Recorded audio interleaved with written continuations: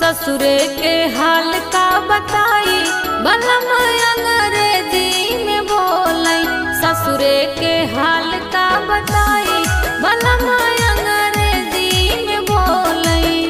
रेज में बोलाई अंग्रेजी में बोलाई। रेज में बोलाई अंग्रेजी में बोलाई। ससुरे के हाल का बताई बलम